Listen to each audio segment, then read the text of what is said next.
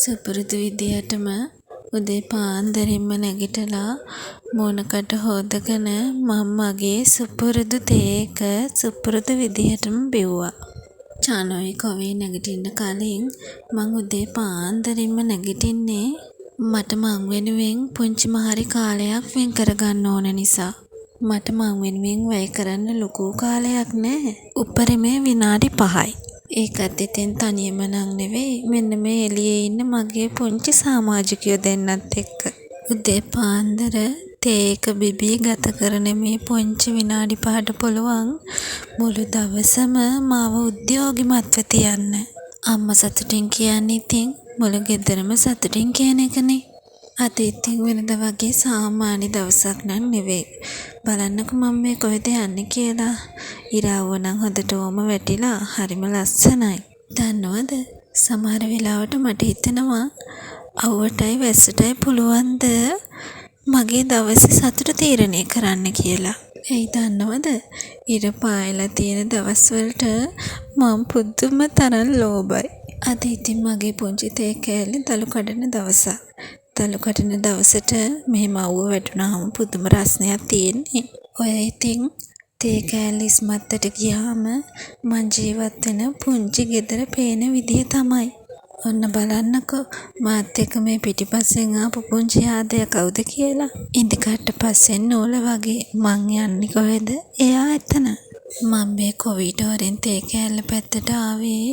කොවි හරි ආසයි තේ කෑල්ල ඉස්මත්තේ තියෙන පොල් ගස් වල නගින්න. අවුව ටිකත් අදට තිබ්බ නිසාමයි මං එයාට හොරෙන් ආවේ. කොහෙද ඉතින් හොයාගත්තනේ. දන්නවද මේ තේ කෑල්ල ඉස්මත්තට ඇවිල්ලා වටපිටාව දිහා ටිකක් වෙලා බලාගෙන ඉන්නකොට හැල්මිදුවන හිත මොහොතකට නතර කරගන්න පුළුවන්. මං හිතන්නේ මේ කොළ පාට පරිසරයේ තියෙන මායාකාරී බව නිසා වෙන්න ඇති. ජනෝ නොහිටින්ට මාත් අපේ අම්මත් එක්ක එකහ වෙලා මේ තේ කෑල්ලේ තේ දළු නෙලනවා. ටික වෙලාවක් තේ කෑල්ලේ ඉඳලා ඔන්න දැන් අපි යන්නයි යන්නේ. තේ කෑල්ලේ රවුම් ගහන්න කලින් ඉතින් මම ගෙදර වැඩ ඔක්කොම කරලායි තිබුණේ. උදේම නැගිටලා ඉතින් කාමරෙන් එළියටම එන්නේ ජනෝගේ කොවිගේ රෙදි ටිකක් අරගෙනනේ. ඒ ටිකත් පොඟන්න රින්ස වලට දාලා ඒව හොදලා වේලෙන්ඩක් දාලා ගියවල් දොරවල් අතු ගාලා කුණු ටික අරන් යන එක තමයි ඔය තියෙන්නේ. ගේ ඇතුලෙන් දවස ගාන එකතු වෙන කුණු මම ගේ වටේ කිට්ටුව කොහෙවත් දාන්නේ නැහැ. ඒක ටිකක් ගෙයින් ඈතට වෙන්න වත්ත පල්ලෙහැයින් තමයි දාන්නේ. මොකද කොවි දැන් දුවලා පැනලා නට ඇවිදින වයසනේ සත්තු සර්පයෝ ගැවසෙන්න තියෙන ඉඩකඩ වැඩි ගේ අවට කුණු දැම්මොත්. ඒ හන්ද මං ඒක එහෙම නොවෙන්න වග බලා ගන්නවා. ගෙදර දොරේ වටපිටාවේ දරුවන්ට 100% ආරක්ෂිත වටපිටාවක් ගොඩනගන එක මං හිතනවා මගේ වගකීමක් කියලා. ඉතින් ඒ වගකීම මම හරි ආසාවෙන් ඉෂ්ට කරනවා. දරුවන්ට ස්වභාව ධර්මයත් එක්ක සතා සීපාවත් එක්ක ගැටෙන්න ඉඩකඩ හදලා දෙනවා වගේම ඒගොල්ලන්ගේ ආරක්ෂාවත් අපි තහවුරු කරන්න ඕනනේ. ඒ හින්දා තමයි මම මේ විදිහට ගෙදරින් අයින් කරන කුණු වත්ත පහල ගොඩක් දුරට ගිහින් දාන්නේ. ඉර පායලා තියෙන හැම දවසක්ම මට හරි ප්‍රබෝධමත් දවසක්. ඇයි දන්නවද? ගේ ඇතුළට වඩා මට වැඩ තියෙන ගෙයින් පිටනේ.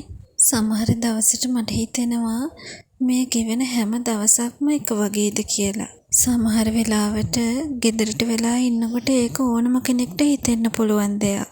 ඒ වුණාට ගෙදරට වෙලා හිටියා කියලා ගෙවෙන හැම දවසක්ම එකම විදිහට ගෙවන්න බෑ කියලා මම අත්දැකීමෙන්ම තේරුම් ගත්තා.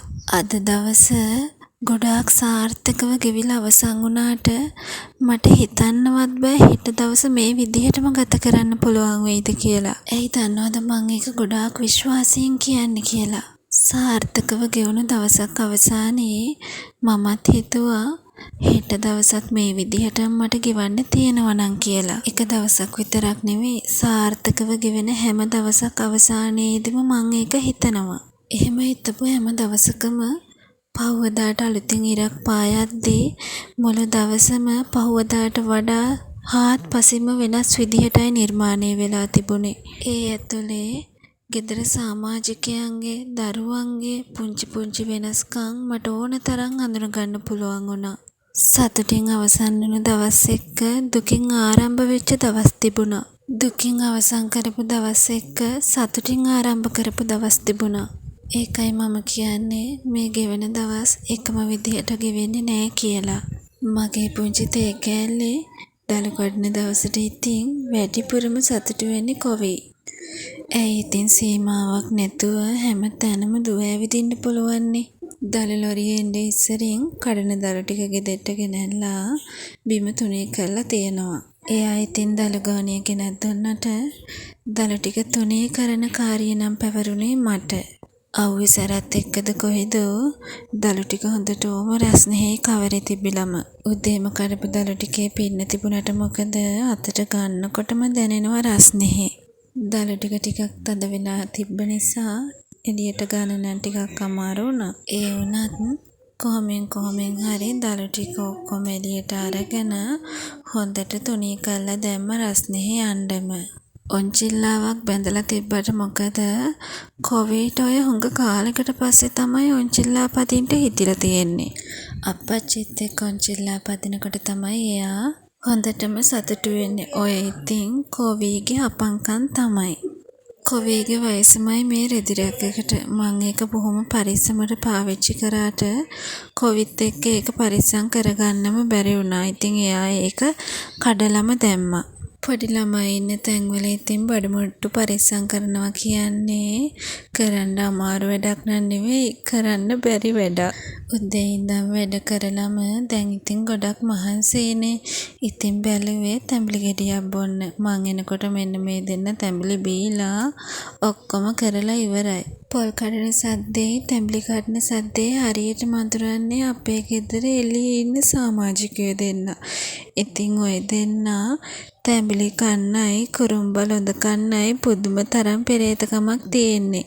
ඒ හින්දාම ඉතින් අපි කන බොන ටිකෙන් ටිකක් ඒ දෙන්නට දෙන්න අමතක කරන්නෙත් නැහැ. මොකද ඉතින් එයාලා ගහෙන් කඩාගෙන කන්නේ. ওই විදිහට තමයි ඉතින් මගේ දවසෙන් භාගයක්ම ගත වෙලා ඉවර වුණේ. ගොඩක් ස්තුතියි මාව අහන් හිටියට.